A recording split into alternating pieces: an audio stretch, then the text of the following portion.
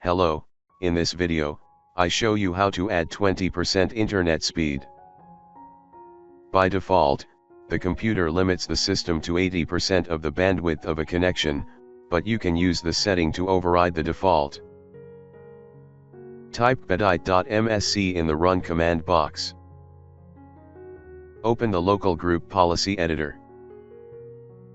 Head over to Computer Configuration. Go to Administrative Templates. Double-click on Network. Select QoS Packet Scheduler. Choose Limit Reservable Bandwidth and open the settings.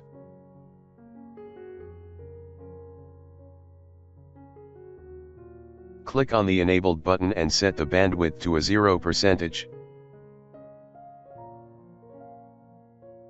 Thanks for watching. Don't forget to like and subscribe.